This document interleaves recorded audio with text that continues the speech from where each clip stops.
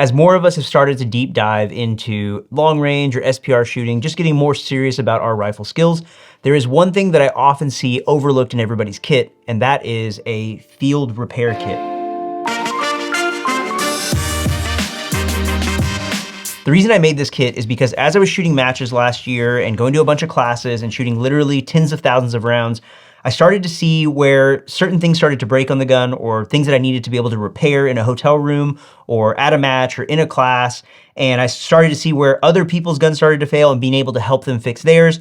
So I ended up making this field repair, field maintenance kit. Now, it didn't start off in this form, and it slowly took this shape over time as we learned more and more. You know, as we shot more, as we saw more things fail, and we saw the common things happening over and over again. And I've tried to keep it as compact as possible and as light as possible because I don't like traveling with a ton of gear. And when you're flying with gear, you want to keep as much stuff out of there as you can. So anything we don't need, we take it out. So this is the bare minimums. Now this lives in my backpack.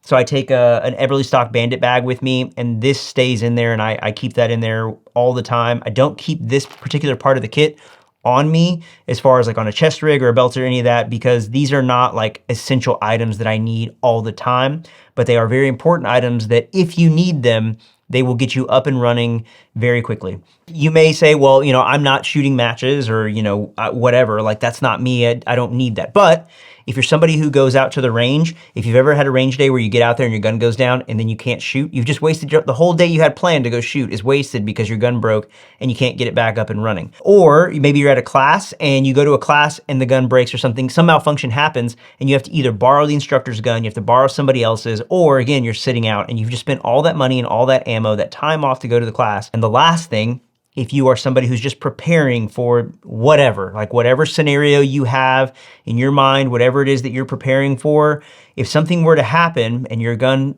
failed or you needed to fix it, in that scenario, this kit would help you. And now some people may say, well, I'll just, you know, that's why I have 2 rifles or 10 rifles or 100 rifles.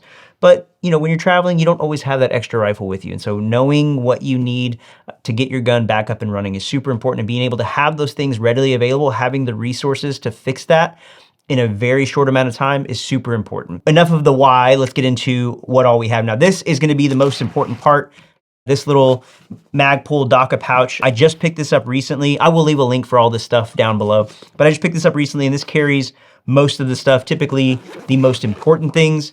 So it opens up, and first thing that I have that I use all the time, fix-it sticks. So I've used this at every match because somebody has an optic that goes down, or they're remounting something, or they have to take something off. What I also keep in there is you guys have seen this in other videos, it's the Park Tool chain ring tool. And this is just for guys who have their holsters that come loose, or the screws that go on their mag pouches, things like that.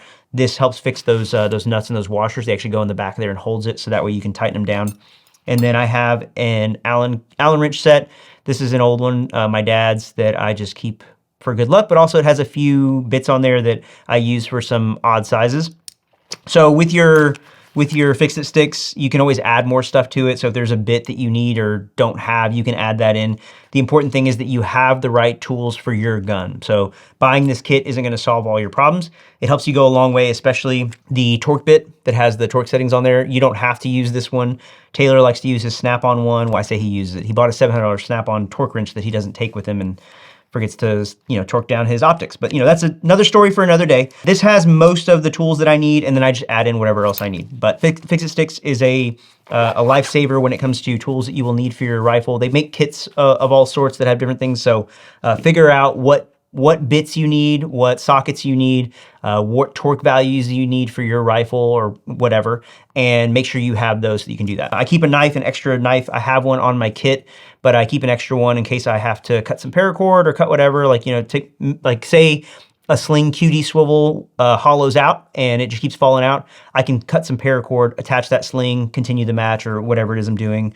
I can even make a sling out of paracord. So knife goes a long way. I also keep a lighter, but that's in my bag. And then I keep a backup set of ear pro. So if for whatever reason my ear pro breaks or I forget them, having in-ears is a very simple way. These work really well. They're just the Surefire ones. I think they're like 10 bucks. So really good option. In the zippered pocket, so I mentioned earlier, make sure you have all the Allen keys or bits that you need for your particular gun or whatever gear you're running.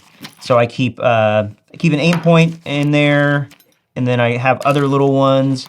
Some some courses or some matches will require you to have a chamber flag. So I keep one in there just in case. Again, these are all just small bits for my optics or things that I use, so that way I can fix those things, because you don't want to be running around asking them, hey, do you have this bit? And then everybody's digging through their bag and everybody's trying to find that one little bit that nobody has. So keep what you need for your gun on there, and then you can help somebody else. And then I also keep this multitasker, their M4 tool in there. So you can tighten castle nuts with this. You can tighten your optic nut with this. My Night Force scope mount, I can tighten that with this. There's a few other uses for this, but you know, having little things like this goes a long way, especially if you're not at home and you don't have your normal tools with you. So always good to have backups. And then I keep lens cleaners in there. Beauty ring, Night Force. And then I keep lens cleaners in there. So these are just I use these for my glasses, but I also use them for the optic. So they are pre-moistened. They will keep from scratching the lenses, keep from scratching the glass, and I use these to clean off, especially if it rains, it stops raining, and then you get all that dirt that was in the water on there. And then on this side, brush for cleaning. I have had to clean guns in hotel rooms, you know, all across the country. It's not something I enjoy doing, but like when at the Ridgeline class, when we're shooting, you know, a few hundred rounds a day and suppressed only, and you know, you gotta go clean the gun. I know some guys will say, oh, well, you know, the gun should run dirty. Okay, well, you shower every day, you wash your dishes, you wash your clothes, you change the oil in your car, so take care of your gun. In here, I keep, these are just a little set of tools to help me clean. Now, everybody has a different methodology or, you know, kind of SOP for how they clean their barrels and when they do it. You can follow whatever, you know, your favorite Instagram Special Forces guy says. But typically what I do is I have two of these little cloth brushes that go through. I will dip one in cleaning solution, and then I'll run it through the barrel, and then I'll run through the barrel with the dry one to help wipe some of that out. And then I use patches, and I push the patches through until they start to come out clean. I have a brush, but I don't ever brush my barrels. This is actually for cleaning the BCG and scrubbing some of the carbon off that won't come off. And then I have a bone tool. So the bone tool has saved me a ton of time cleaning BCGs and making sure you're getting carbon out of there.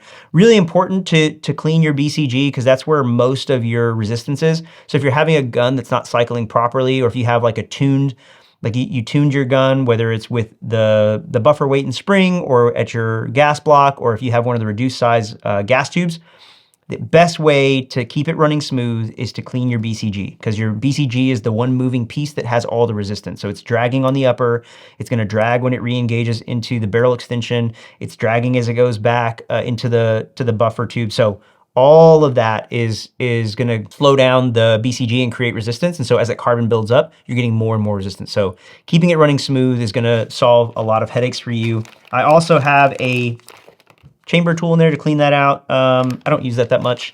I typically clean it out with Q-tips. I typically use Q-tips to clean out the hard to get areas, and I get as much carbon out of there as I can. And then I also keep little cloth patches for the barrel when I push the rod through. And I'll show you the rod that I use here in a minute. I don't keep that in here, and I'll explain why. But that's what lives in this. Obviously, if you're gonna clean your gun, you're gonna need solvent to clean it, and you're also gonna need lube to clean it. So I keep a little plastic bag. And the reason I have it in a bag is just so that way, if for whatever reason it leaks, it doesn't leak inside of my backpack and get all over everything. So this helps eliminate some of that. And then I wrap it in a cloth so that if it tears through this, starts to leak, the cloth will absorb a lot of that. I use hoppies, whatever it is, just the traditional bore cleaner. I use that to clean the barrel and the inside, the BCG, the inside of the upper. That's what I use. Works really well. And then I lube it with Lucas gun oil. You can use, I mean, whatever yours is. I use this versus some of the thicker oils or like grease. I don't use grease because it just attracts more carbon. And as the carbon builds up, you make this paste, and you end up making like a honing paste with the oil and the carbon. So that's gonna create more tolerance in your BCG. It's just gonna wear it out faster. So I use a thinner oil on BCGs. I will use the thicker one on like buffers, buffer springs, things like that, because you're not getting a ton of carbon in there. But where you are getting a lot of carbon buildup, I use this. So that's what I use to clean and lube the guns. And I keep that with me because, again, sometimes you got to clean it in the hotel room or on the side of the road or whatever.